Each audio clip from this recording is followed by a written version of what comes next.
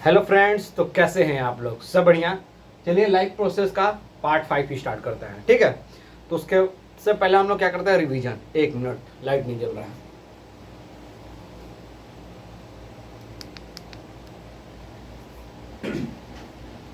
उससे पहले हम लोग क्या करते थे, रिवीजन। तो हमने क्या क्या पढ़ चुका था, शुरू से देखते हैं। लाइफ प्रोसेस के बारे में जाने, ऑर्गेनिज्म के बारे में जाने, न्यूट्रिशन के बारे में जाने। न्यूट्रिशन कितने टाइप के होते हैं? 2 टाइप के, हेटरोट्रोपिक, ऑटोट्रोपिक, ठीक है। फिर उसमें क्लासिफाई किए कि कैसे हमारे अंदर न्यूट्रिशन को मतलब क्या होता है, हमारे अंदर न्यूट्रिशन कैसे डाइजेस्ट होता है, इसको भी देखें। किस किस में, यूनिसेलुलर और मल्टीसेलुलर में हम लोग हो गए, ये सब जानने, ठीक ना। और थोड़ा सा रिस्पिरेशन हम लोग जान चुके थे, रिस्पिरेशन और ब्रीथिंग में क्या डिफरेंस है ये सब बता चुके थे, ठीक ना। अब हम रिस्पिरेशन पढ़ते हैं। किस किस में पढ़ना है?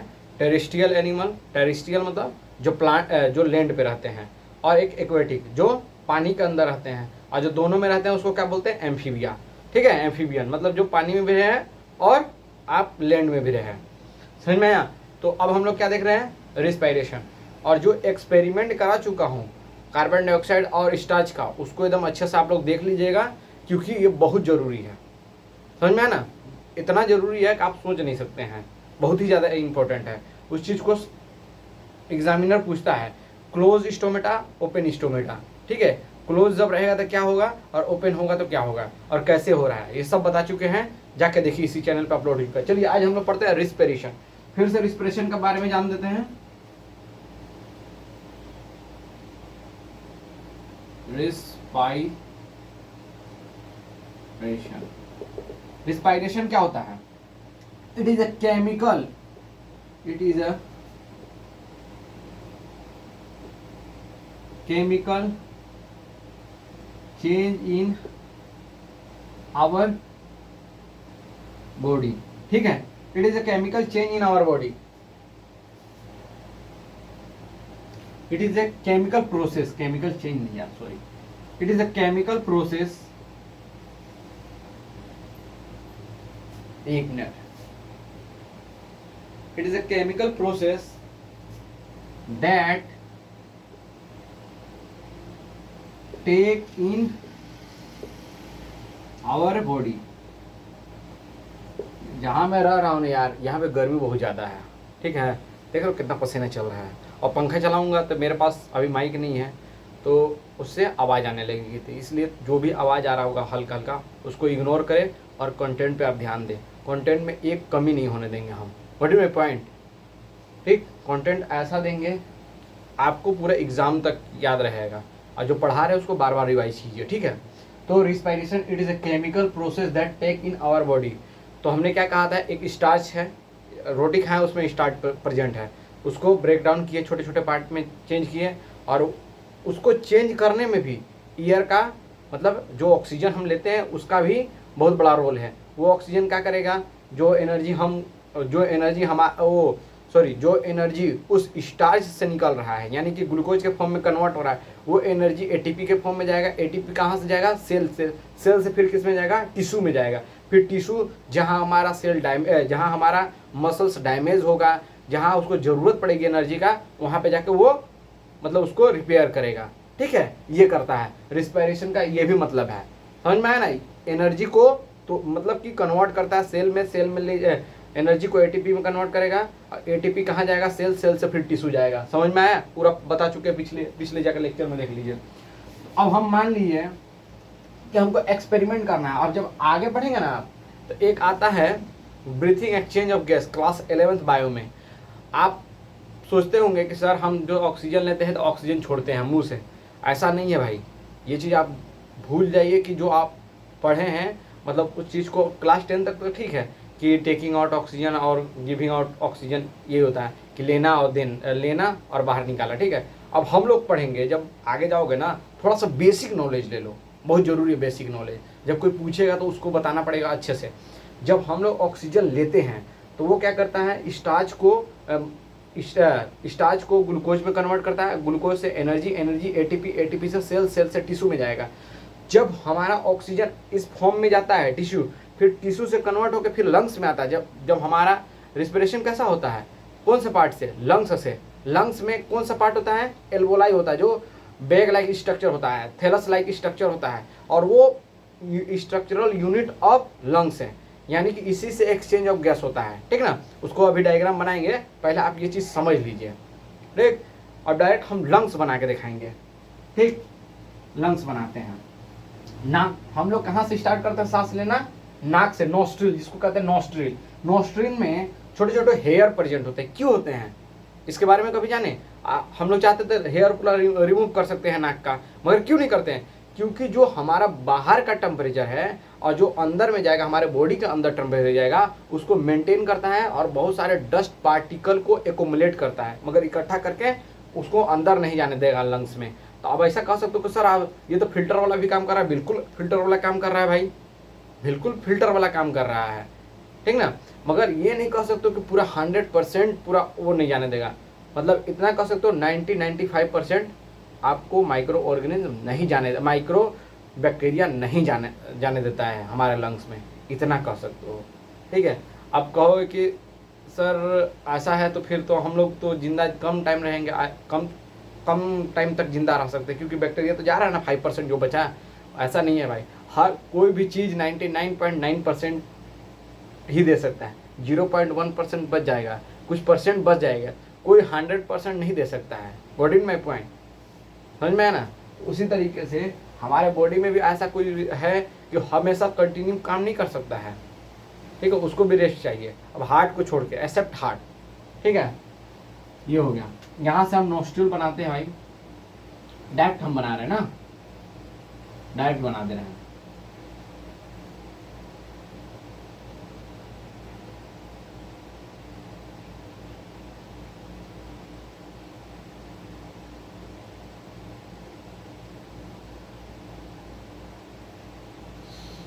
सॉरी, थोड़ा लंग्स खराब बन जाए तो इसके लिए सॉरी बोल रहे हैं हम पहले ही।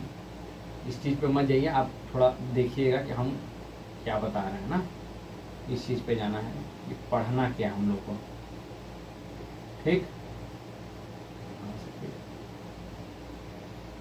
ना।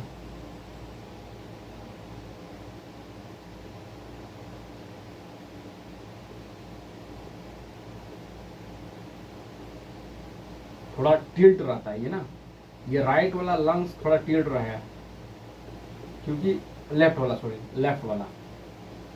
क्यों रहता है भाई? क्योंकि यहाँ पे हार्ट मौजूद होता है। किस side? Tilt the left side हमारा हार्ट रहता है, यहाँ पे हार्ट रहेगा, इसीलिए थोड़ा ये, और ये बड़ा होता है, राइट लंग्स हमेशा बड़ा होता है। चलिए इसको समझते हैं हम। ये डायफ्राम हो गया, ठीक। यहाँ से ये तो हो गया विंड पाइप, ठीक है, सांस लेने वाला पाइप हो गया भाई, इसको कहते हैं विंड पाइप। यहाँ से छोटे छोटे ब्रांच निकलते हैं,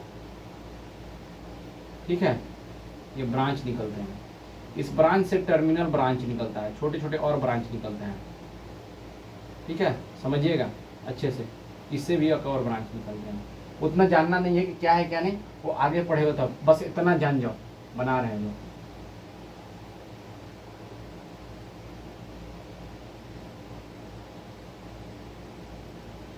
ठीक है, जो डायग्राम बना उसके लिए सॉरी यार।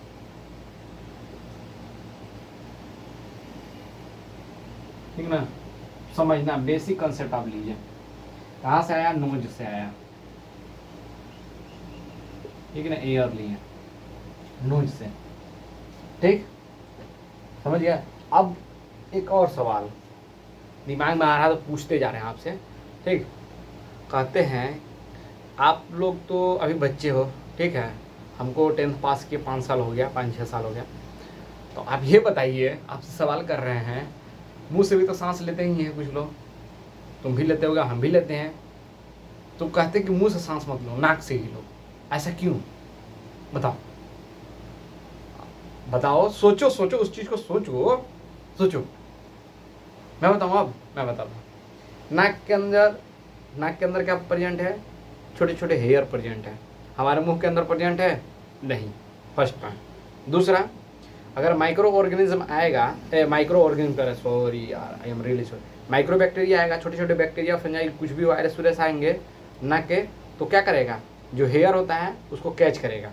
हमारे मुंह में कोई हेयर है वो तो डायरेक्ट जाएगा बॉडी के अंदर और जाके इन्फेक्शन जाके फिर क्या करेगा, इन्फेक्शन देगा और बॉडी को डैमेज करेगा। दूसरा पॉइंट। तीसरा पॉइंट, टेम्परेचर को मेंटेन करता है। तो हमारे मुंह में कोई वो है हेयर कि टेम्परेचर मेंटेन करेगा, नहीं करेगा। इसीलिए नाक से सांस लेने से ये 3 चीज़ का प्रॉफिट है। और बहुत सारे इक्विलिब्रियम जो बैलेंस होता है ना, टेम्परेचर का बैलेंस करता है जिससे बॉडी हमारा संतुलित बना रहे, ठीक है ना, उसको भी मेंटेन करता है हेयर। उसके अंदर म्यूकस का लेयर प्रेजेंट होता है, ठीक है, नाक के अंदर, वो भी मदद करता है। तो ये इसलिए ये 3-4 पॉइंट ये लिखना नहीं है, इसको मतलब कॉमनली समझने के लिए। अगर पूछेगा मुंह से भी तो सांस ले सकते हो, बिल्कुल ले सकते हैं भाई, मगर ये जो 4 चीज़ हो रहा है ना, 4 मतलब जो 4 बेनिफिट है इसका, ये बेनिफिट नहीं देगा। और हम क्या रहे, हमको क्या होगा, फिर हमको इन्फेक्शन होगा, हमको बीमारी होगी, बहुत सारे वो जाएगा, बैक्टीरिया जो जाएगा, वायरस जाएगा। और टेम्परेचर मेंटेन नहीं रहेगा तो हमारा बॉडी कभी सर्दी, कभी गर्मी, कभी सर्दी, कभी फीवर, कभी कुछ हो सकता है, ठीक है। इसके वजह से हमको नाक से सांस लेना चाहिए। 4 समझ में आएगा ना, 4 पॉइंट, ठीक है।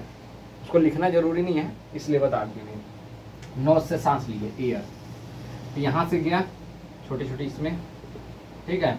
यहाँ पे ये हार्ट है, ठीक, ये थोड़ा लार्ज होता है,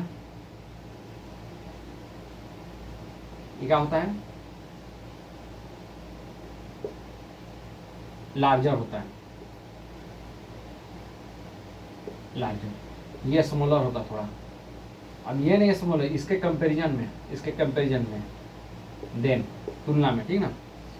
अब देखिए यहाँ पे बैलून लाइक स्ट्रक्चर होता है लास्ट टर्मिनल पॉइंट पे। टर्मिनल मतलब जो अंत का पार्ट होता है, ठीक है, ये टर्मिनल पॉइंट हुआ। बहुत सारे मिलियन में प्रेजेंट होते हैं हमारे बॉडी के, हमारे लंग्स के अंदर। इसको क्या कहते हैं, एल्वोलाई। एल्वोलाई, एल्वोलाई क्या है भाई, 1 मिनट।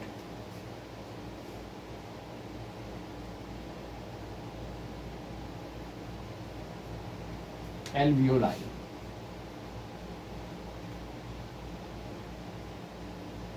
एल्वियोलाई क्या है भाई, पहला पॉइंट एल्वोलाई के बारे में लिखिए, एल्वियोलाई, एल्वियोलाई, ठीक है। कहाँ प्रेजेंट होता है, लंग्स के अंदर। लंग्स के कौन से पार्ट में, टर्मिनल पॉइंट, टर्मिनल ब्रांच, ठीक है, टर्मिनल ब्रांच पहला पॉइंट। दूसरा इसका क्या काम है, एक्सचेंज ऑफ गैसेस, ठीक है। तीसरा, it is functional and structural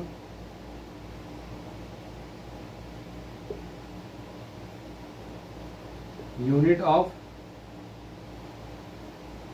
lungs, ठीक है। चौथा it look like bag like structure, it look bag like structure, ठीक है, बैग या बैलून लाइक स्ट्रक्चर, ठीक है।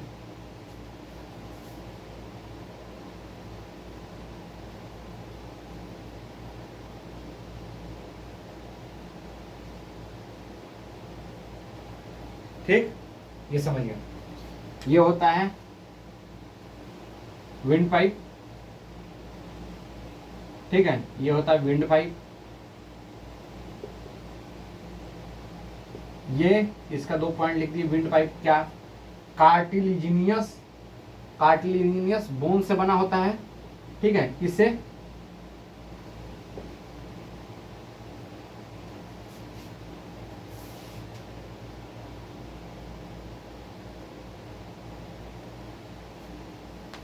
कार्टिलिजिनियस बोन।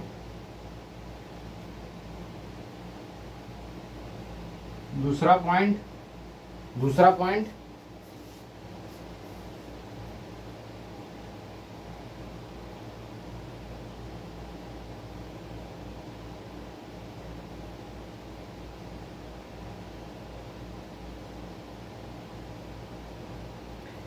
इसको क्या कहते हैं, कार्टिलेजिनियस रिंग कहेंगे।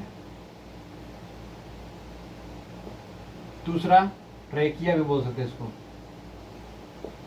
ठीक है। ये बहुत इंपॉर्टेंट है, ये तो इतना इंपॉर्टेंट है मत पूछिए आप।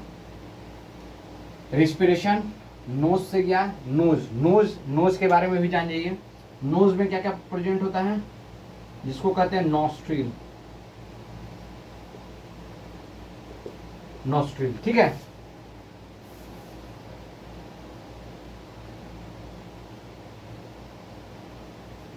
नॉस्ट्रिल क्या कहते हैं, नॉस्ट्रिल, ठीक है। इसका पहला पॉइंट लिख लीजिए, ऐसे लिखवा रहे तो कोई दिक्कत नहीं है ना आप लोग को, देख लीजिएगा। एल्वोलाई के बारे में बताएं, ये एल्वोलाई है, ठीक है। एल्वोलाई का 3 पॉइंट, लंग्स में प्रेजेंट होता है टर्मिनल ब्रांच में, exchange of gases, it is functional and structural unit of lungs, it look like bag like, it bag like structure, ठीक है। बैलून लाइक स्ट्रक्चर भी होगा तो देख लीजिएगा, बैलून लाइक, ठीक है। और एक्सचेंज ऑफ गैसेस, ठीक, it provide the exchange of gases, ठीक। विंड पाइप के बारे में पढ़ लिए भाई, कहाँ से विंड पाइप होता है, हवा लेने वाला, जो कि कार्टिलेजिनियस रिंग से बना था, और इसको ट्रेकिया भी बोलते हैं। अब नोज के बारे में जानते हैं। नोज में क्या क्या रहता है, म्यूकस प्रेजेंट होता है। दूसरा क्या प्रेजेंट होता है, हेयर प्रेजेंट होता है, हेयर प्रेजेंट होता है। म्यूकस, म्यूकस, म्यूकस, म्यूकस क्या करता है, टेम्परेचर मेंटेन करता है, ठीक है। चिपचिपा लेयर होता है, ठीक है ना, ये भी टेम्परेचर मेंटेन करता है। और क्या करता है, डस्ट पार्टिकल को, ये डस्ट पार्टिकल को क्या करेगा, ये कैच करेगा,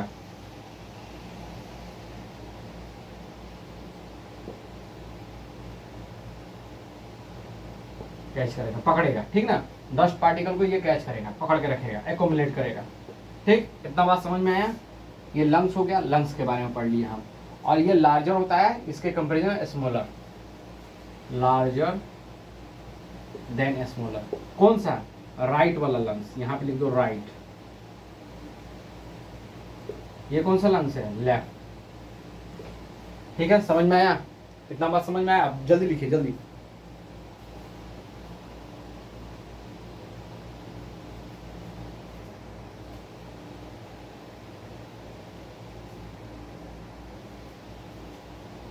ठीक, मिटा दें, इसको मिटा रहे हैं हम। ये हो गया रिस्पिरेशन।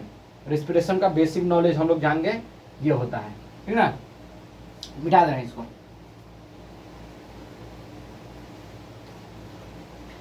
जब, अब सुनिएगा ध्यान से, मेरी बातों को सुनिए।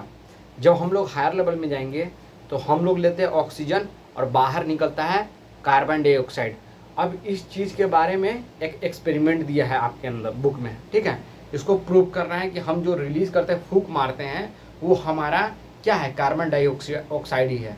तो इसी चैनल पे केमिकल रिएक्शन इक्वेशन अपलोड हो चुका है, जाके देखिए उसका। ये देखो यहाँ पे वो एग्जांपल दिया हुआ है, ठीक है। इसका पूरा एक्सपेरिमेंट कैसे होता है, कौन सा रिएक्शन है, कैसे कैसे बैलेंस किया जाता है, इस सब के बारे में जानकारी केमिकल रिएक्शन इक्वेशन में बताया गया है, जाके देखिए, ठीक है। और कौन सा रिएक्शन है ये सब बताया गया, ऐसा क्यों हो रहा वो भी बताया गया है, रीजन भी। मगर यहाँ पे मैं ये बात नहीं करूँगा, यहाँ पे मैं बताऊँगा कि हमारे बॉडी से, सॉरी क्या हमारी बॉडी से, यहाँ पे हम ये बात करेंगे क्या हमारे बॉडी से जब सांस छोड़ते हैं तो CO2 होता है कि नहीं, कि कुछ और होता है, ये प्रूव करना है।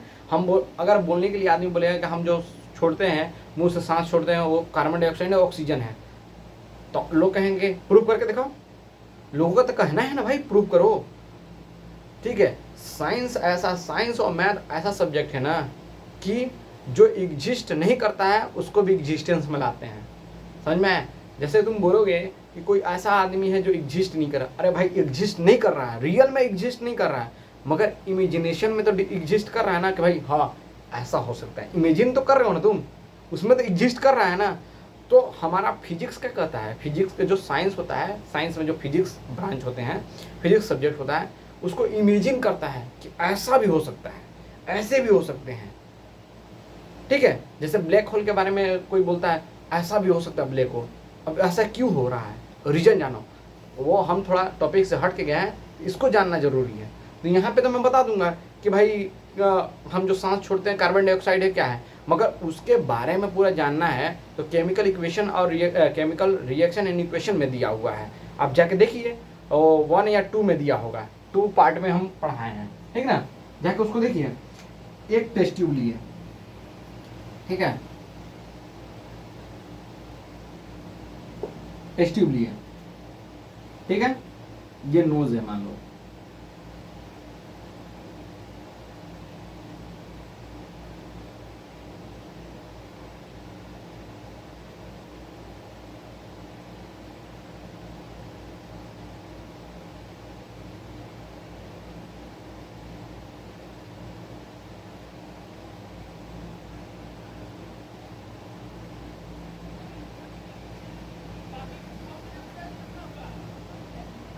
ठीक है, ये नोज है, नोज से कोई एक एयर छोड़ा, मान ले कि एयर रिलीज हुआ, वो हमको पता नहीं है कि क्या है क्या नहीं, आई डोंट नो, हमारे नाक से जो छूटा कोई हम नहीं जानते हैं। एक टेस्ट ट्यूब लिए, ये टेस्ट ट्यूब है, ठीक है, इसमें क्या लिए, कैल्शियम हाइड्रोक्साइड लिए, इस सॉल्यूशन क्या है, CaOH का होल ट्वाइस, कैल्शियम हाइड्रोक्साइड लिए,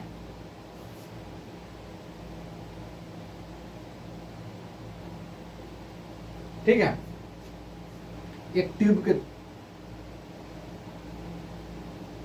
ये ट्यूब के द्वारा गया, इसको कहते हैं टेस्ट ट्यूब, ये टेस्ट ट्यूब है, ये तो ट्यूब है, ये क्या है भाई, ये ट्यूब है,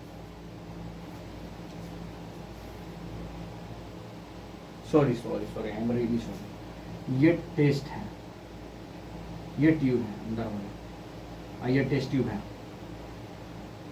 ये टेस्ट ट्यूब है, ये बाहर वाला क्या है, टेस्ट ट्यूब है, ये यहाँ पे लिए कैल्शियम हाइड्रोक्साइड, इसको क्या कहते हैं, लाइम वाटर,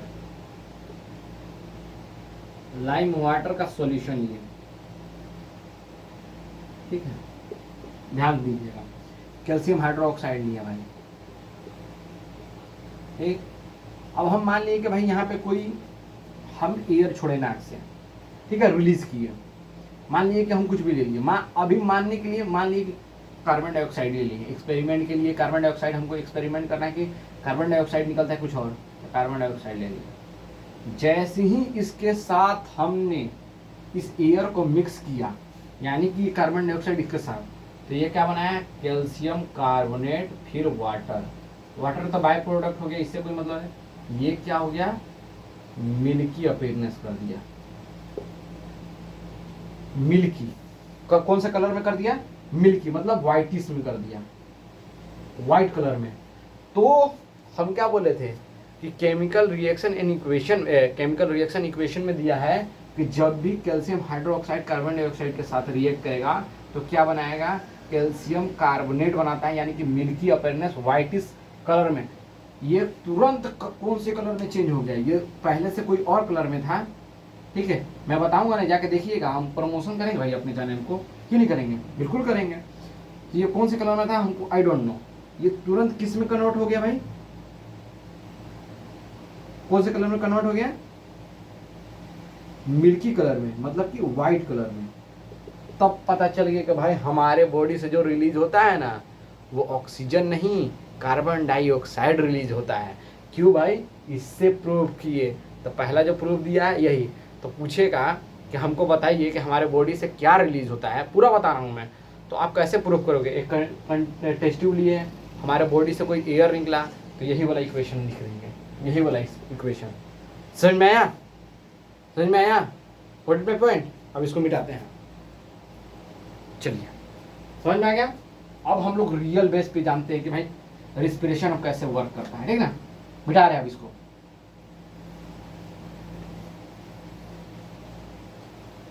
मिटा दिया, 1 मिनट।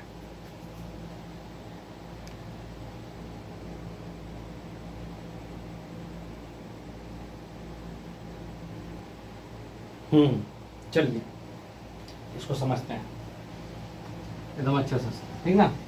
इसको मैं पहले से लिख लिया हूँ कि समझाने में आसानी हो और जल्दी जल्दी टाइम ना लगे, ठीक ना। चलिए इसको समझते हैं। मान लीजिए कि हम एक रोटी खाएं, ठीक है, ध्यान से समझिएगा, इसको समझना। ये आता है चार्ट, ये चार्ट हमेशा बनाने के लिए आता है। ये रोटी खाएं हम लोग, रोटी किससे मिलके बना है ये बताओ, किससे मिलके बना है? स्टार्च। जब इसको छोटे छोटे मॉलिक्यूल्स में चेंज करेंगे, ये स्टार्च किस में कन्वर्ट होगा? ग्लूकोज। एकदम ध्यान से सुनिएगा, ग्लूकोज। ये ग्लूकोज फिर किस में कन्वर्ट होगा? एनर्जी में। कौन से एनर्जी में भाई? एटीपी। मतलब ये कहना चाह रहा है कि जब सेलुलर रिस्पिरेशन होता है, जब हमारे बॉडी में सिंथेसाइज मतलब सिंथेसाइज होता है कोई भी चीज और हमको एनर्जी की जरूरत होती है, तो एटीपी ही हमको एनर्जी देता है। शुरू से मैं बताते आ रहा हूँ, ठीक है, कि एटीपी ही मेन एनर्जी होता है। एटीपी को क्या कहते हैं? एडेनोसिन ट्राइफॉस्फेट, ठीक है, एटीपी। अब इसको जब इसको तोड़ोगे, इससे एक एनर्जी लोगे, तो कितना किलो जूल एनर्जी मिलेगा? 30.5 मिलेगा हमको एनर्जी, 30.5 एनर्जी मिलेगा किलो जूल पर मोल एनर्जी। तो जब हम इससे एक एनर्जी ले लेंगे, जब 3 है तो इसमें से एक एनर्जी ले लेंगे तो कितना बचेगा? 2। तो क्या हो जाएगा? Adenosine diphosphate. यहाँ डाई हो जाएगा। समझ में आ रहा है? अब इसको समझिएगा। जब हमको ग्लूकोज मिल गया, ये किस में जाएगा? ग्लूकोज किस में जाता है? सेल्स में। क्या बताए थे हम? ये ग्लूकोज किस में जाएगा? सेल में जाएगा। एनर्जी एटीपी तो बनाएगा ही, मगर ये जाएगा कहाँ? वर्क कहाँ करेगा? ये एनर्जी वाला वर्क कहाँ पे करेगा? किसमें? सेल में। कहाँ पे करेगा? सेल्स में, ठीक है। अब यहाँ से समझिएगा, जो सेल होता है, ये सेल हो गया। सेल के अंदर जो फ्लूइड वाला लिक्विड होता है, ठीक है, ये फ्लूइड, इसको कहते हैं हम साइटोप्लाज्म। ये लेयर को कहते हैं साइटोप्लाज्म। साइटो मतलब सेल और प्लाज्मा मतलब फ्लूइड सब्सटेंस। जो फ्लूइड सब्सटेंस हुआ सेल के अंदर, उसको कहते हैं साइटोप्लाज्म। तो ये किस में जाएगा? ग्लूकोज जाएगा किस में? सेल्स वाले किस वाले पार्ट पे? साइटोप्लाज्म में। इतना बात समझ में आया आपको? सोच लीजिए कितना कॉम्प्लेक्स काम होता है हमारे बॉडी के अंदर। पहले हम रोटी खाए, रोटी से ग्लूकोज में कन्वर्ट हुआ, कन्वर्ट एनर्जी एटीपी कहाँ पे जाके कन्वर्ट करेगा? ये साइटोप्लाज्म में जाके। कहाँ पे? साइटोप्लाज्म। साइटो मतलब सेल, प्लाज्मा मतलब फ्लूइड। इसमें सेल्स का जो फ्लूइड, सेल्स में जो फ्लूइड वाला पार्ट रहेगा उसको कहते हैं साइटोप्लाज्मा। इतना बात समझ में आया कि नहीं आपको? ये बताइए। प्लाज्मा मतलब लेयर भी कर सकते हो, फ्लूइड भी कर सकते हो, दोनों बात बराबर है। इसको मिटा दें, इसको मिटाते हैं। अब हम आते हैं यहाँ पे, ठीक। हमने शुरुआत से फोटोसिंथेसिस पढ़ा ना जी। फोटोसिंथेसिस में ग्लूकोज का फॉर्मूला क्या आता है? C6H12O6। कितने नंबर ऑफ कार्बन है? कार्बन कितना है? 6 है। 6 कार्बन। एक ग्लूकोज में कितने कार्बन प्रेजेंट होते हैं? 6। ये हम लोग प्रूव किया था किसमें? फोटोसिंथेसिस में। ये मान लीजिए कि ग्लूकोज मेरे बॉडी में आया, बॉडी से किस में गया? साइटोप्लाज्म। अब ये नहीं कह सकते हो, हाँ देखो, जितने भी लिविंग ऑर्गेनिज्म हैं सब में साइटोप्लाज्म प्रेजेंट होगा, ये एक्सेप्शन नहीं है। हर लिविंग ऑर्गेनिज्म जो भी है, अमीबा हो चाहे यूनिसेलुलर चाहे मल्टी सेलुलर हो, सब में ये प्रेजेंट होगा साइटोप्लाज्म। ये हर चीज में प्रेजेंट होगा, चाहे यूनिसेलुलर हो चाहे मल्टी सेलुलर, ठीक है, ये सब में प्रेजेंट होगा। लिख दे रहे, हिंदी में लिख दे रहे हैं।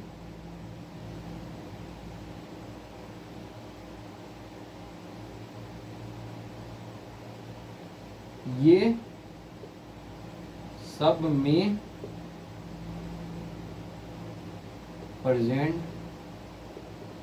होगा, चाहे वो यूनिसेलुलर हो चाहे मल्टी सेलुलर, चाहे वो यूनिसेलुलर हो या मल्टी सेलुलर, ठीक है, हर चीज में। क्योंकि यूनिसेलुलर भी ऑर्गेनिज्म के अंदर सेल प्रेजेंट है, सेल प्रेजेंट है तो साइटोप्लाज्म होगा ही होगा। साइटो मतलब सेल, प्लाज्मा मतलब जो फ्लूइड है या लेयर है सेल का, ठीक है। ग्लूकोज किस में गया भाई, अभी बताया, अभी तुरंत बताया है, ध्यान सुनिएगा। किस में गया, साइटोप्लाज्म में गया। साइटोप्लाज्म में जाके किस में कन्वर्ट हुआ, 3 कार्बन में। 3 कार्बन में पाइरुवेट होता है, बस इतना नाम जानिए, पाइरुवेट 3 कार्बन का होता है, तो उसमें टूट गया, 3 कार्बन ये ले लिया।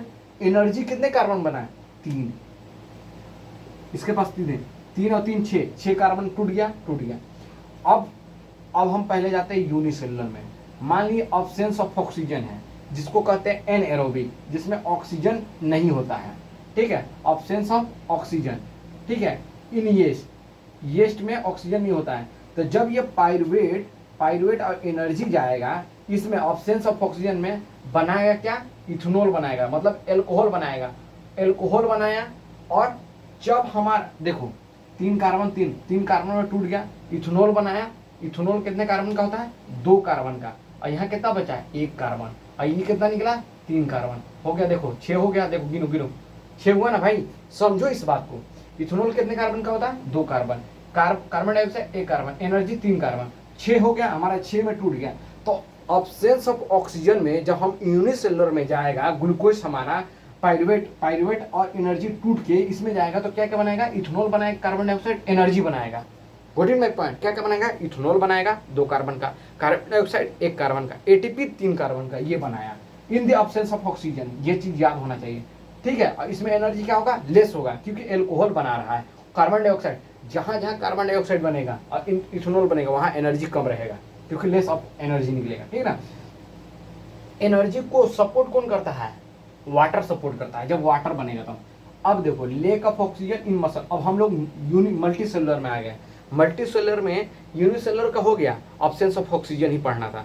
मल्टी सेलुलर में 2 कंडीशन आता है, एक ऑब्सेंस ऑफ ऑक्सीजन, एक presence of oxygen. Absence of oxygen कहाँ पे काम करता है, मसल्स में। जब हम दौड़ते हैं तो एक देखो, एक स्लो रनिंग होता है, एक फास्ट रनिंग होता है। जो फास्ट रनिंग होता है उसमें कोई ज़रूरत, उसको एनर्जी के लिए उतना ज़रूरत, मतलब बहुत ज़्यादा ज़रूरत पड़ता है, क्योंकि उसको ज़्यादा, और जो स्लो रनर होता है उसको धीरे धीरे कन्वर्ट करता है। तो ये होता है जब लेक ऑफ ऑक्सीजन हमारे मसल्स में, जब लेक ऑफ ऑक्सीजन है तो क्या बनाता है, लैक्टिक एसिड 3 कार्बन का, एनर्जी, इसमें ज़्यादा पेन होता है। जब हम एक बेग पूरा एकदम जितना एनर्जी होता है उतना स्पीड में दौड़े, जैसे 100 मीटर या 100 मीटर 200 मीटर का जो होता है ना रनिंग, उसमें ज़्यादा एनर्जी खर्च होता है, ज़्यादा एनर्जी और पेन ज़्यादा देगा, ठीक है।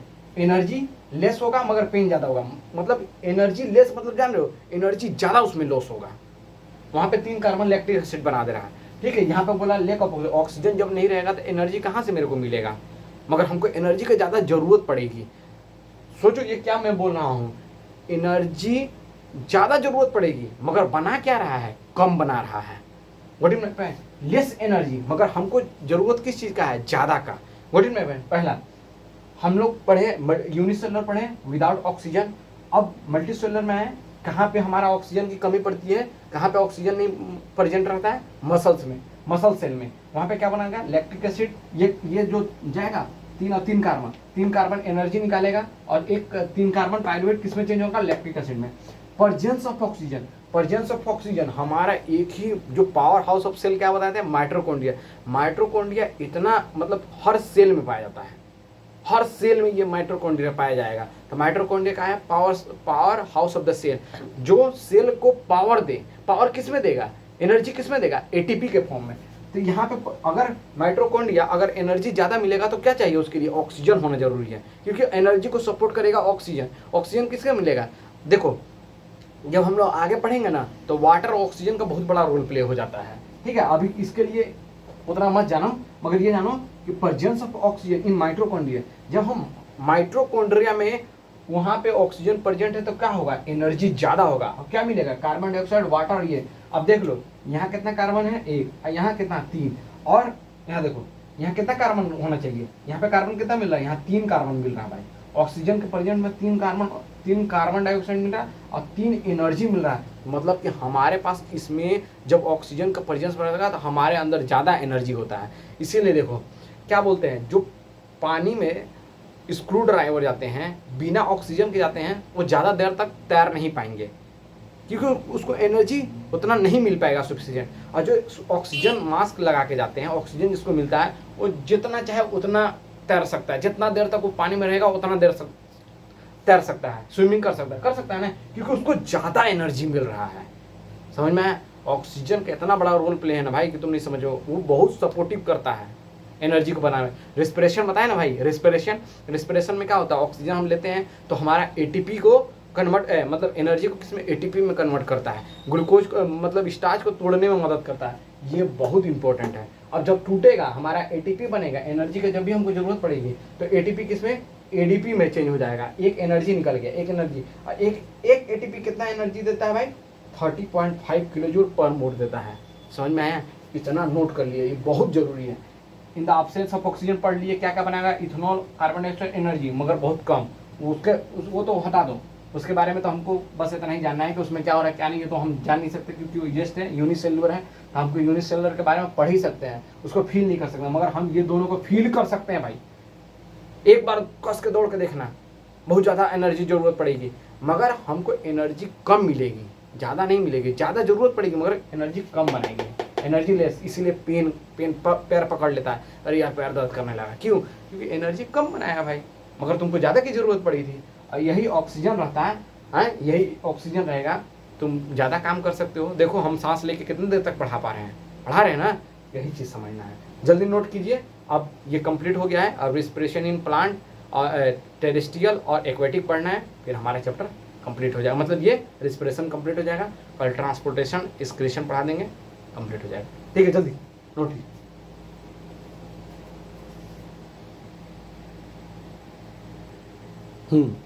चलिए नोट कर लिए। अब इसके बारे में कुछ पॉइंट लिख देते हैं। ये क्या होगा, ये टूटेगा, it break and used for all body function. ये तो भाई नॉर्मली है भाई, इसको क्या मतलब ये लिख दिए हैं, जिसको नहीं समझ में आया ये अपने से इमेजिन करो ना यार। जब हमको एनर्जी की जरूरत पड़ेगी, किसको एनर्जी, हमारे बॉडी से, किसको, ये टूटेगा तभी ना हमको बॉडी का मतलब जितने भी फंक्शन होगा उसके लिए एनर्जी मिलेगा। देखो हम सिंपल सा भाई कि ये टूटेगा, एटीपी टूटेगा किसमें, एडीपी में, और used for all body function. इतना बात समझ में आया, इसको मिटा दें।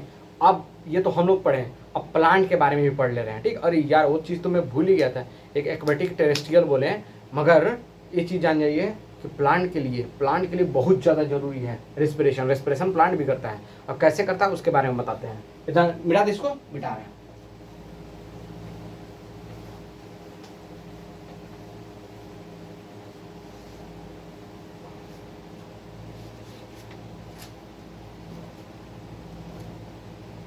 चलिए एकदम डाल लीजिएगा,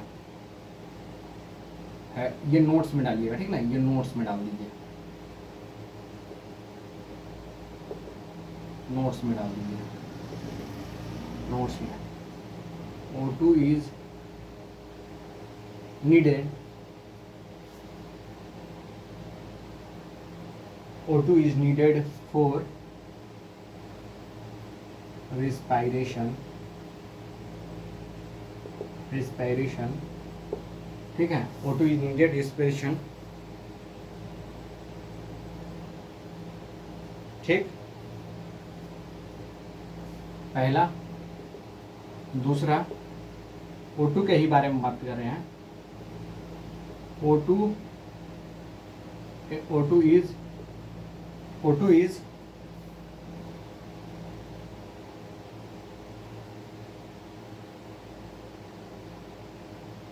it O2 need to be inhaled, ठीक है। ऑक्सीजन सिर्फ लिया जाता है, छोड़ा क्या जाता है, एक्सहेल्ड क्या किया जाता है, यहाँ पे लिखो CO2 need to B inhaled, ठीक है। हम सांस बाहर छोड़ते हैं, ठीक है। अब यहाँ पे लिखो एकदम स्टार लगा के, ठीक है, ठीक है, एकदम स्टार लगा के लिखिए, मतलब स्टार लगा के ही लिख लो। O2 is entered in plant via stomata.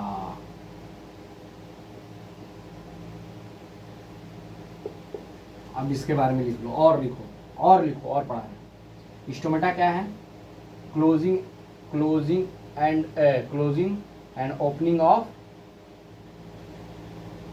Opening of exchange of gases. Stomata क्या है?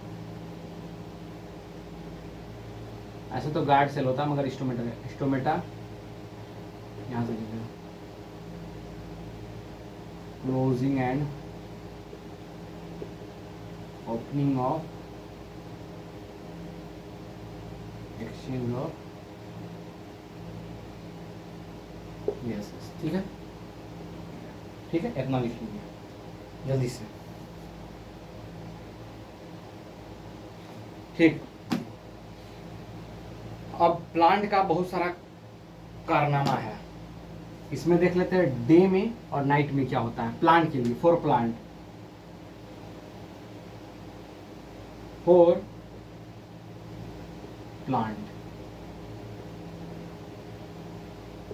ठीक है। प्लांट, हम लोग तो दिन और रात चाहे जो भी हो, हम लोग क्या करते हैं, सांस लेते हैं रात में भी ऑक्सीजन ही, दिन और रात में छोड़ते हैं कार्बन डाइऑक्साइड। चाहे जो भी कंडीशन हो, एक ह्यूमन बीइंग के लिए, कोई भी हो, एनिमल प्लांट जो भी हो, जिसके अंदर 4 चेम्बर हार्ट होता है, वो हमेशा क्या करता है, रात हो या दिन हो, एक लिविंग ऑर्गेनिज्म के लिए क्या होता है, मतलब लिविंग ऑर्गेनिज्म तो वो भी है, प्लांट भी है, मगर एक हम लोग ह्यूमंस के लिए क्या है, रात हो या दिन हम लोग ऑक्सीजन लेते हैं, कार्बन डाइऑक्साइड छोड़ते हैं, ऑक्सीजन लेते हैं, कार्बन डाइऑक्साइड छोड़ते हैं। मगर प्लांट में अलग चलता है, एकदम ध्यान से। अब सोचोगे कि सर ऐसा आप कैसे लिखवा रहे हैं, हमको समझ में नहीं। स्टेप देखो भाई, अभी रिस्पिरेशन पढ़े, O2 का इंपॉर्टेंट पढ़ेंगे ना भाई, इंपॉर्टेंस क्या है, O2 is needed for the respiration, O2 need to be inhaled, हम लेते हैं, carbon dioxide needed to be exhaled, बाहर हम क्या छोड़ते हैं, oxygen, carbon dioxide. O2 is entered in plant via stomata. और स्टोमेटा का क्या फंक्शन है भाई, closing and opening of exchange of gases, stomata का काम है। अब पढ़ते हैं कि हम लोग पढ़ लिए, इतना तो पढ़ लिए रिस्पिरेशन के बारे में। अब हमको ये देखना है कि रात में प्लांट क्या करता है, दिन में क्या करता है। अब लिखो, लिखिए डे टाइम, यहाँ लिखिए डे टाइम। पहला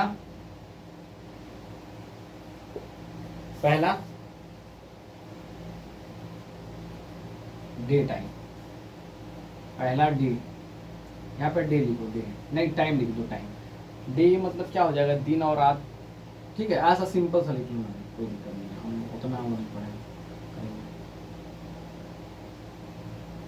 डे टाइम, ये हो गया नाइट टाइम, ठीक है,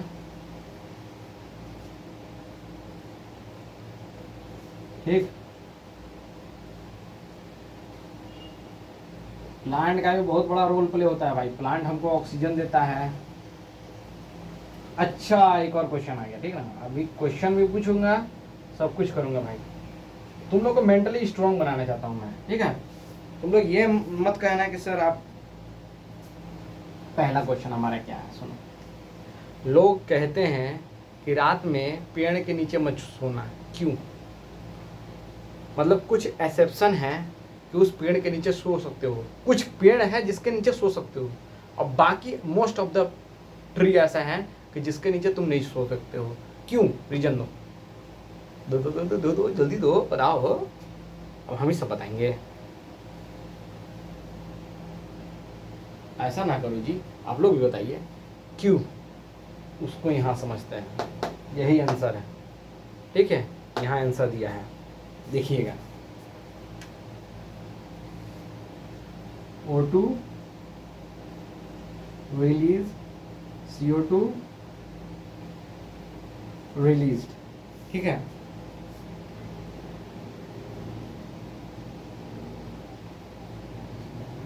ये क्या हो गया, दूसरा पॉइंट।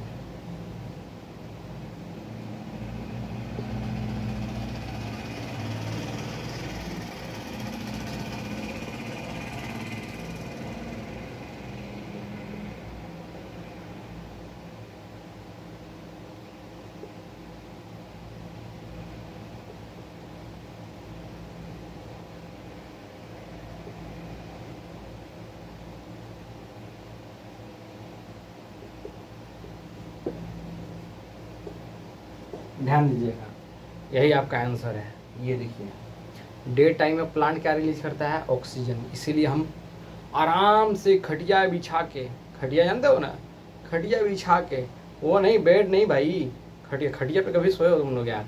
खटिया पे कभी सो के देखना कितना मजा आता है। खटिया बिछा के आम के पेड़ के नीचे, महुआ के पेड़ के नीचे एकदम आराम से सुकून से सो। किस में? दिन में, रात में नहीं। चल बस हो गया, ठीक। क्यों? क्योंकि डे टाइम में, दिन के टाइम ऑक्सीजन रिलीज होता है। हम लोग पढ़े थे ना, जब कार्बन डाइऑक्साइड और वाटर मिल के ग्लूकोज और क्या रिलीज करता है? ऑक्सीजन। बाई प्रोडक्ट तो वाटर हो गया, वाटर तो ऐसे ही हो गया, मगर इंपॉर्टेंट क्या क्या निकलता है? एक स्टार्च और क्या निकलता है? ऑक्सीजन। पढ़े थे फोटोसिंथेसिस में। इसीलिए कार्बन डाइऑक्साइड यूज होता है फॉर फोटोसिंथेसिस, रिलीज क्या करता है? ऑक्सीजन। और रात के, और किसके प्रेजेंस में? सनलाइट। ये बहुत मोस्ट इंपॉर्टेंट पॉइंट है कि सनलाइट के प्रेजेंस में। रात में सनलाइट होता है? नहीं होता है। इसके वजह से क्या रिलीज होगा? कार्बन डाइऑक्साइड रिलीज होगा, क्योंकि फोटोसिंथेसिस होगा ही नहीं तो क्या। इसीलिए, समझ में आया?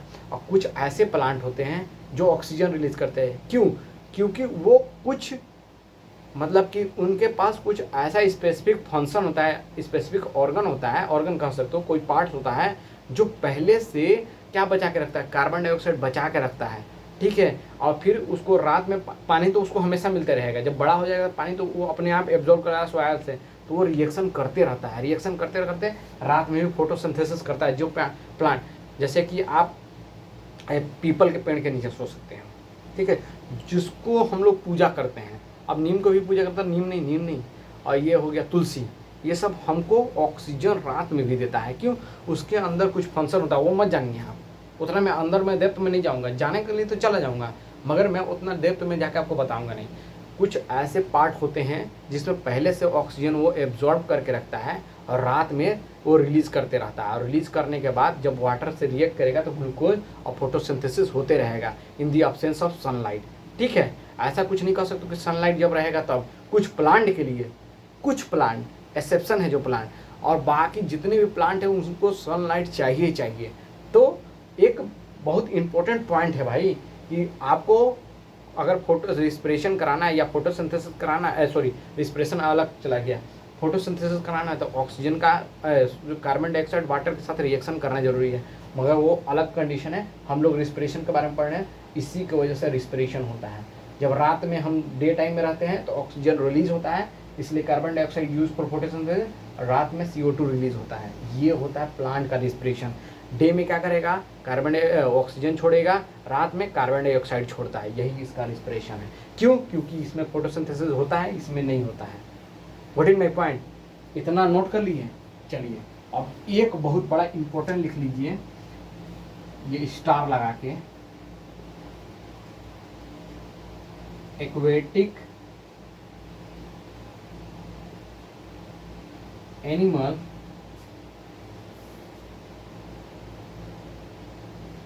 breathe, aquatic animal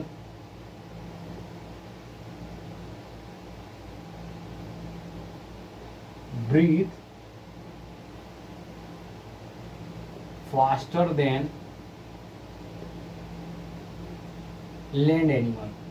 टेरेस्ट्रियल या लैंड? लैंड एनिमल, ठीक। ऐसा क्यों? रीजन भी पूछ सकता है, क्यों क्यों क्यों, ये भी जान जाओ। बिकॉज, ठीक है, रीजन दे रहे हैं, reason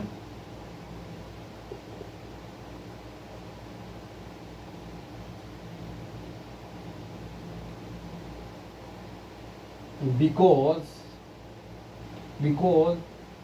in water less oxygen present compared to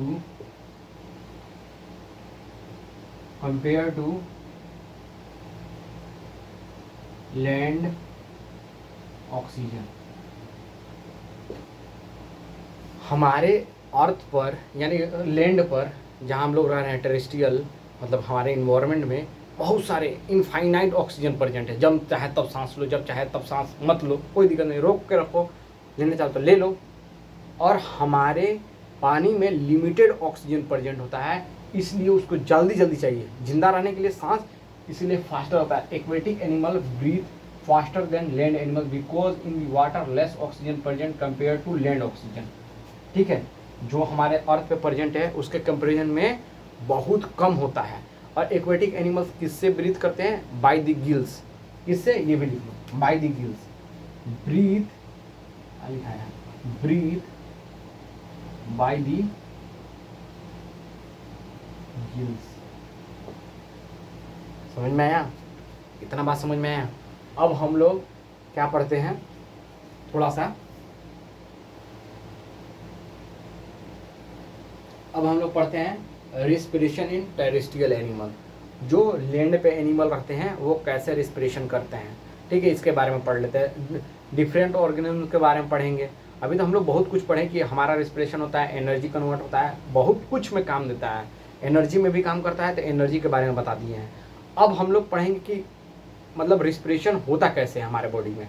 ठीक है, ये तो पढ़ लिए कि एनर्जी को भी कन्वर्ट करता है एटीपी के फॉर्म में, एटीपी को रिड्यूस करता है जो कि एडेनोसिन डाइफॉस्फेट बनाता है, 2 फॉस्फेट बनाता है, और एक एटीपी कितना 30.5 किलो जूल देता है हमको एनर्जी। ठीक ना। और हम लोग पढ़ लिए कि रिस्पिरेशन कहाँ कहाँ हो सकता है, ऑक्सीजन कहाँ कहाँ प्रेजेंट होगा, कहाँ कहाँ नहीं होगा, यूनिसेलुलर में 1 कंडीशन और मल्टीसेलुलर में 2 condition, in the absence of oxygen, in the presence of oxygen. Absence of oxygen muscles में और प्रेजेंस ऑफ ऑक्सीजन माइटोकॉन्ड्रिया में। ठीक है, हम लोग सब पढ़ चुके हैं। और ये चीज़ हम लोग पढ़ ली है कि ऑक्सीजन का कितना इंपॉर्टेंट है हमारे बॉडी में। और प्लांट के लिए, फॉर प्लांट के लिए पढ़ लिए डे टाइम में क्या होगा, नाइट टाइम में क्या होगा। और एक्वेटिक एनिमल क्यों ब्रीथ फास्टर करता है, रीजन भी बता दिया, और किसके द्वारा करता है, गिल्स के द्वारा करता है। पूरा एकदम बेसिक से बताए हैं आपको, ये नहीं कि एकदम पूरा स्पीड में उड़ा के ले गए हैं, पूरा एकदम स्टेप बाय स्टेप उठाएं आपको। समझ में आया? पहले एनर्जी से फिर उसको कैसे यूटिलाइज करना है उसका, फिर प्लांट के बारे में पढ़ें, ऑक्सीजन क्यों इंपॉर्टेंट है उसके बारे में पढ़ें, और फिर स्टोमेटा का काम क्या है, और स्टोमेटा करता क्या है प्लांट में, ये भी बता दिए। स्टोमेटा के बारे में बताया, closing and opening of exchange of gases. ठीक है, और फिर प्लांट का बारे में बता दिए कि डे टाइम में और नाइट टाइम में क्यों, मतलब कहते हैं ना लोग कि रात के समय पेड़ के नीचे क्यों नहीं सोना चाहिए और क्यों दिन के समय सोना चाहिए, इसके वजह से। और यहाँ देखो एक्वेटिक एनिमल के बारे में पढ़े, अब टेरेस्ट्रियल के बारे में पढ़ेंगे, फिर हमारा लेक्चर यहीं तक है। ठीक है, फिर ट्रांसपोर्टेशन कल पढ़ेंगे। ठीक है, नोटिस कीजिए जल्दी, डू फास्ट।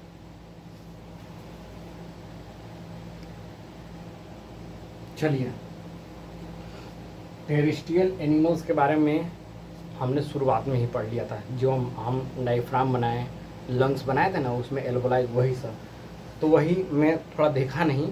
ठीक है, मैं जो लिखा हूँ नोट्स बनाता हूँ पहले, तब ना आप लोगों को पढ़ाऊँगा, उसको नोट्स में देखा नहीं, मैं पहले ही पढ़ा चुका हूँ टेरेस्ट्रियल एनिमल्स के बारे में। Respiration terrestrial animal, nostril passes के बाद ट्रैक में जाएगा, किस में जाएगा, विंड पाइप में। विंड पाइप कौन सा कार्टिलेजिनियस होता है, जो ट्रैक्ट कहते हैं जिसको, फिर वहाँ से जाएगा टर्मिनल ब्रोंकाई में, ब्रोंकाई से ब्रोंक्यूल्स में जाएगा, टर्मिनल ब्रोंक्यूल्स कहते हैं, या ब्रांच, वो नाम मत जानिए, ब्रोंकाई ब्रोंक्यूल्स ये सब नाम जानना की जरूरत नहीं है, होगा तो आप देख लीजिएगा, उसको हम नहीं बता रहे हैं। ठीक ना। फिर कहाँ जाएगा, एल्वोलाई। एल्वोलाई क्या करता है, गैस एक्सचेंज में बैग लाइक स्ट्रक्चर या बैलून लाइक स्ट्रक्चर होता है, जो कि सरफेस एरिया देता है, गिव द सरफेस एरिया, जिसमें एक्सचेंज ऑफ गैसेज होता है। ठीक है, यही सब जहाँ से पास होगा। नोस्ट्रिल के बारे में बता दिए। अब हमको उसका बिहाइंड द रीजन जानना है, बिहाइंड द रीजन कि रिस्पिरेशन टेरेस्ट्रियल एनिमल होता है तो हमारे बॉडी में क्या होता है। देखिए एकदम ध्यान से देखिए, जब हम सांस लेते हैं तो हमारा जो डायफ्राम होता है, ये जो नीचे में लंग्स के नीचे जो डायफ्राम होता है, ये जैसे लंग्स हो गया, ठीक है, ऐसा रेडी ऐसे बना दे रहे हैं ना, 1 मिनट के लिए। ये जो लंग्स जिस पे रहता है इसको कहते हैं डायफ्राम। क्या कहते हैं इसको,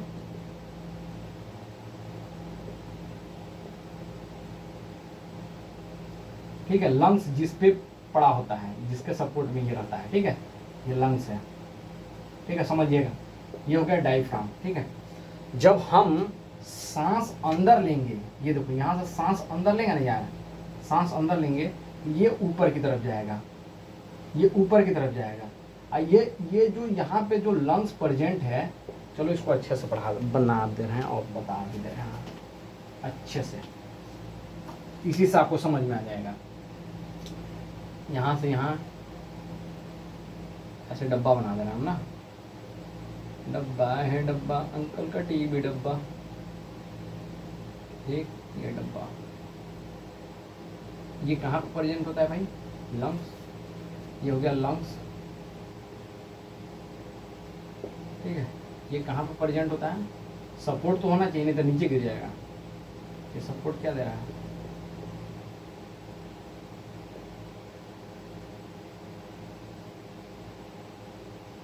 ठीक है, अब ध्यान से देखना, समझाने की कोशिश कर रहे हैं। 1 मिनट,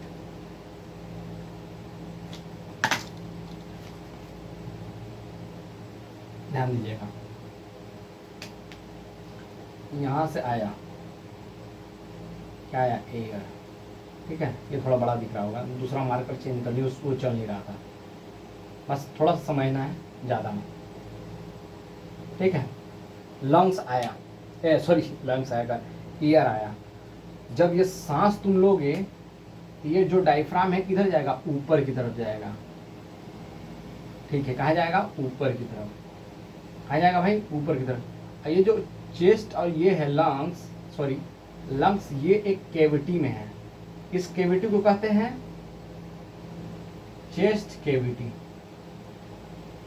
ठीक है। कैविटी मतलब खोखला। जैसे कि कचकाड़े का बोल हुआ ना, कचकाड़े का बोल को फाड़ दोगे, मतलब कि उसको काट दोगे एक, तो अंदर में देखो कैविटी बनेगा, ठीक है। कैसे समझाएं? 1 मिनट, हाँ देखो 1 मिनट, देखो ये बोरोलिन है ना, बोरोलिन को खोलें, ये देखो ये एक कैविटी हो गया, जो खोखला हो गया उसको कैविटी कहते हैं, ठीक है। उसको कहते हैं कैविटी, समझ में आया? ये कैविटी में है। तो जब ये ऊपर जाएगा तो लंग्स एक सपोर्ट में है, किसके? कैविटी में, तो कैविटी भी तो ऊपर जाएगी, जाएगी कि नहीं? वही चीज अब देखो, आपको समझ में आया? जब हम सांस लेते हैं तो डायफ्राम मूव डाउनवर्ड्स, मतलब अपवर्ड्स होता है, नीचे की तरफ नहीं, ऊपर की तरफ जाता है, एक्सपेंड।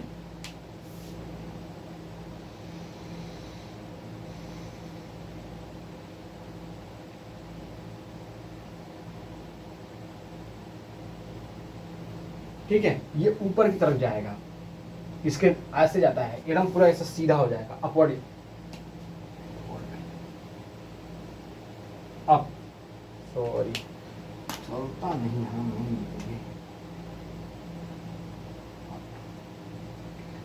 एकदम आप अपने तरीके से फील कीजिए। सांस लिए, सॉरी यार, बहुत बड़ा गलती हो गया यार, ये नीचे की तरफ जाएगा, सॉरी यार, बहुत बार गलती कर दी हमने। देखो ये एक गुफा में रहेगा, तो जब ये नीचे की तरफ जाएगा तब ना ये नीचे से ऐसे फैलेगा, प्लेन होगा। जब ये दबेगा तब ना, जैसे कोई भी चीज़ ऐसे रहता है, ऐसे है, तो ये मान लीजिए ये है, जब नीचे ऐसे दबाओगे तब ना ऐसे होगा सीधा सीधा, फिर नहीं तो ऐसे हो जाएगा। समझ में आ रहा है? ये ऐसे है, इस टाइप में बना हुआ, ध्यान दीजिएगा, ऐसे, ठीक, ऐसे बना हुआ है। जैसे कहते हो ना भाई हार्ट बनाओ ना, हार्ट बनाओ ना, उस तरीके से ऐसे। तो जब ऊपर से इसको दबाओगे तब नहीं एक्सपेंड होगा। इसी तरीके से इसको नीचे करोगे तो इसके ऊपर, जैसे ये है, इसको ऐसे ऊपर एक्सपेंड करोगे तो ये ऊपर की तरफ जाएगा। चेस्ट कहाँ जाएगा? ऊपर की तरफ। डायफ्राम कहाँ जाएगा? नीचे की वजह। एक्सपेंड होगा, एक्सपेंड मतलब फैलना, ऊपर की तरफ फैलना। जब हम सांस लेते हैं तो डायफ्राम नीचे की तरफ जाता है, ये पूरा सीधा हो जाता है, स्ट्रेट हो जाएगा, ये सीधा हो जाएगा, एकदम स्ट्रेट हो जाएगा जब सांस लोगे तब, ठीक है, ज़्यादा लोगे तो। एक्सहेलेशन मतलब सांस छोड़ना, डायफ्राम क्या होगा? अपने पोजीशन पे आएगा, chest cavity go back to original position. ये चीज़ समझ में आया? मेन दिक्कत है एक्सलेशन में। एक्सलेशन में अपने से समझिए, एक्सहेलेशन में जब हम सांस लेते हैं तो डायफ्राम क्या होगा? ऐसे है, ऐसे बना हुआ है, इसके ऊपर दबाएंगे तो ये और ऊपर भागेगा और ये एक्सपेंड हो जाएगा, फैल जाएगा। तो कहाँ जाएगा? Diaphragm moving down, chest expand, और इसमें एक्सलेशन में सांस जब छोड़ेंगे तो ये सब ओरिजिनल पोजीशन पे आएगा। अब सुनो, अब हम कहते हैं कि रेस्पिरेशन हर जगह होता है हमारे बॉडी में, मगर रेड ब्लड सेल में कौन करता है? रेड ब्लड सेल में रेस्पिरेशन कौन करता है? हीमोग्लोबिन। हीमोग्लोबिन का क्या है? Haemoglobin respiration pigment present in RBC. RBC जो रेड ब्लड सेल होता है उसमें हर चीज़ का भाई, हर चीज़ का वो होना चाहिए ना, कि हाँ, कि हमारा जो भी हो रहा है रेस्पिरेशन किसके द्वारा हो रहा है, होना नहीं चाहिए कुछ, कोई तो उसका होना चाहिए कि ये मेन फंक्शन है। जैसे हमारा रेस्पिरेशन लंग्स में कौन कर रहा है? एल्वोलाई कर रहा है, ठीक है, वो मेन फंक्शन है। तो हमारा मेन फंक्शन क्या हुआ इसका, कौन है, आरबीसी का हीमोग्लोबिन। हीमोग्लोबिन प्रेजेंट होता है आरबीसी है, इसके वजह से रिस्पिरेशन है होता है। अगर आरबीसी में हीमोग्लोबिन प्रेजेंट नहीं होगा तो वहाँ पे आपका रिस्पिरेशन नहीं होगा। तो हीमोग्लोबिन क्या हुआ, एरोबिक्स, मतलब उसमें आपका क्या होगा, ऑक्सीजन प्रेजेंट होगा। ये चीज समझ में आया, ट्रांसपोर्टेशन ऑफ ऑक्सीजन। और इसके कारण आरबीसी जो हमारा ब्लड होता है वो रेड कलर होता है, इसके कारण होता है। Haemoglobin give the red colour to the blood. इतना समझ में आया, हीमोग्लोबिन आरबीसी में ट्रांसपोर्ट मतलब कि रिस्पिरेशन का काम करता है, ये ऑक्सीजन को ट्रांसपोर्ट करता है, और प्लस में ये क्या करता है, रेड ब्लड सेल को रेड बनने आने के लिए हीमोग्लोबिन प्रेजेंट होना चाहिए। ये रेड कलर का पिगमेंट देता है आरबीसी को, जिसके कारण वो आरबीसी रेड कलर में दिखता है। ये बात समझ में आया। अब इतना ही हम लोग को पढ़ना था, रिस्पिरेशन खत्म हो गया। ट्रांसपोर्टेशन पढ़ेंगे, ट्रांसपोर्टेशन कैसे होता है हमारे सेल्स में, ठीक है, जिसमें आर्टरी पढ़ना है, वेन पढ़ना है, कैपिलरी पढ़ना है, इसी चीज़ का पढ़ना है। और हार्ट का ट्रांसपोर्टेशन पढ़ना है कि हमारा ट्रांसपोर्ट कैसे होता है ऑक्सीजन और कार्बन डाइऑक्साइड हार्ट में, ठीक है। अगर समझ में आया होगा तो चैनल को क्या करना है, जितना हो सके उतना शेयर करें कि ज़्यादा से ज़्यादा बच्चों तक पहुँच पाए, ठीक है। और पढ़ाई करते रहें। All the very best.